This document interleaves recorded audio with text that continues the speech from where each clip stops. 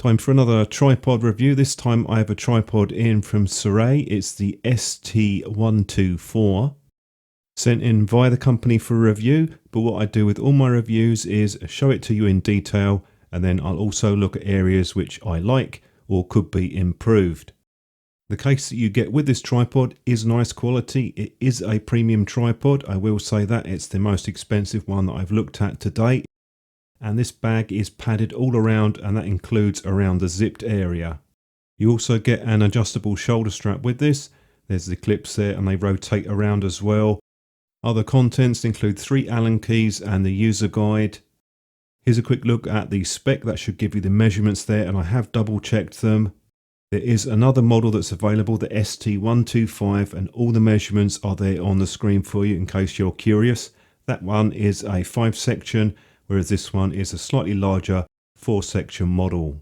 I like to do more in-depth videos on tripods, so do have a look at the timeline where I have time-stamped it. Size-wise, this tripod is more of a travel tripod in my opinion, and I think they've gone for that with some of the features, including a low-profile ball head. This is redesigned over the older model. The blue knurled ring that I'm adjusting, that is the clamp for the plate. What I found is you need to unscrew that quite a lot to fully release the plate, and that's probably a good thing. It means that it's not going to come out by accident.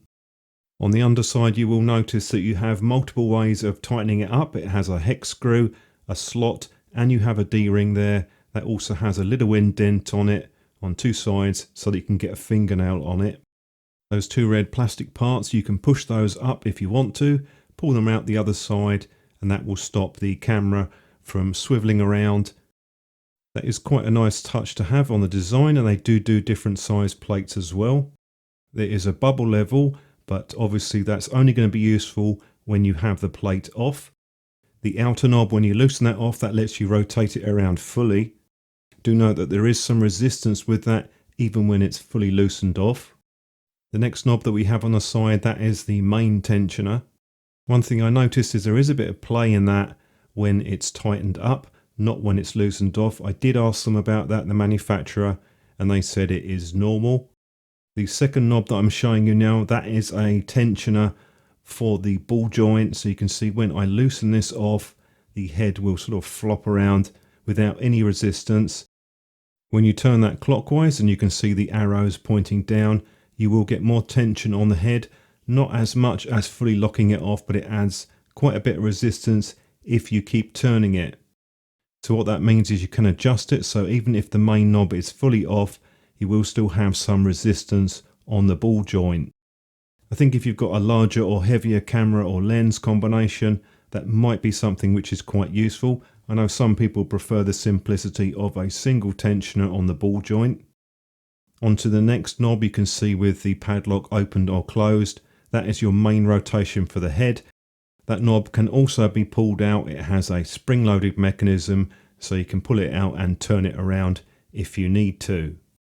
The main head rotation is also dampened, so there's still some resistance even if it's fully unlocked. What I'll do now is lock off the main head and then unscrew it, and I'll show you what's going on with the design underneath that. As you would expect with most heads, you get the 3/8 thread on the bottom of this one. What they've done on the top part of the tripod is remove some of the metal. You can see the 4 holes there. I imagine that is to reduce the weight overall. There are some auxiliary threads on the outside, 3/8 and 1/4 inch, so that gives you an opportunity to screw in something like maybe a microphone or an LED light. The blue knob that I'm turning now with wing nut shape, that controls the center column. That's the tightening mechanism for that. This also has a spring-loaded mechanism on it as well, so you can pull it out and turn it around. Interesting thing with this tripod is that you can also use the smaller Allen key that's provided and unscrew that platform from the column. Do note that you can take this screw out fully, but you don't have to. All you need to do is just loosen it off a bit, and you'll see that we have the 1/4 inch and the 3/8. You can just turn that around if you are using a head with, say, a 1/4 inch thread. It just screws into the main column. There are some nice design touches with this tripod. Another one is the hook at the bottom. That is made out of metal. If I unscrew that and show it to you up close, you can see there is quite a thick rubber pad that goes just over that, and I assume that's there to help keep out dirt and moisture from the center column. They've gone for a triangular design with this, and it has rounded edges. This seems to be in line with their size reduction plan on this tripod. It certainly looks like they've put some effort into making things smaller and more compact. Even when that's fully loosened off, there isn't a lot of play, just enough to move the column up or down. And I'll show it to you next to the Zombie tripod, the 818C, which I've been using for quite a while now. And you can see that there is quite a significant difference in the space between the legs and the center column. I'll show you what they are calling their semi-automatic angle adjustment on the leg. You just pull that up, it stays in place. It clicks down itself once you're at the top position, and with the other two positions, we have 3 in total on this particular tripod. I quite like this system. It seems to work well, and it's definitely faster than some of the tripods that I've used. They've gone with twist locks on the legs. You're probably wondering what the waterproofing is on this tripod, and what they've done is they've gone with O-rings. They are greased up out of the factory. You can see the grease there up close. That should help to keep water out and other things like particles and dust. I've taken the leg out fully so you can see at the top, single piece of plastic. The rubber feet have built-in spikes, or should I say rounded spikes.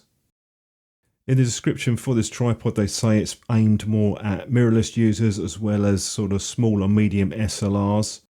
And I think that's partly down to the size of the plate. It is one of the smaller plates that I've seen on a tripod. It did manage to fit onto my sort of medium, smallish size SLR without a problem. If I fit it to something bigger and bulkier, it will do the job. It's up to you how you want to position the plate. Typically, I would go for a larger plate with a camera of this size and weight, and we're just under 2.1 kilograms. Anything over that, you're likely to be using the collar on the lens itself rather than mounting it to the camera or a grip. Very little flexing on these legs. They've obviously gone with a thicker carbon fibre than some of the budget tripods I've looked at. Fully extended with that 2.1 kilograms, and you can see it does settle down quite quickly.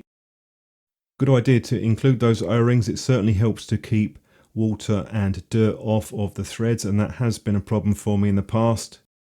It's worth mentioning, if you're anywhere near salt water or anything like that, I would definitely wash down those O-rings and the threads. Salt water is very good at corroding metal. Quick comparison next to the Zombie, which I showed you earlier. It's actually a bit shorter, its lowest position, but it's slightly taller, fully extended. This is a pretty good height to be for a tripod, around about the 1.6 meters plus. I like to talk about areas where I think it could be improved. I would have liked to have had a short column included.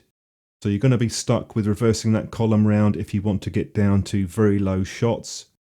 Extra set of O-rings would have been nice, so I would make sure that you keep those greased up. Would have liked an extra bubble level on the side, particularly if you're doing vertical shooting. And a small point, but there is no grip on any of the legs. I would have liked something similar to the Manfrotto, the rubber. I think there's enough space in there to fit one. Just makes it a bit easier and more secure to hold. It is an expensive tripod, no question there, but we're not into the sort of crazy land pricing of some manufacturers. And there's a few of those around. Three-legged thing would probably be one of the most expensive I've seen. Don't forget, if you have any questions or any thoughts on this, do leave a comment below. Always happy to answer them. And thanks for watching. I will see you in my next one.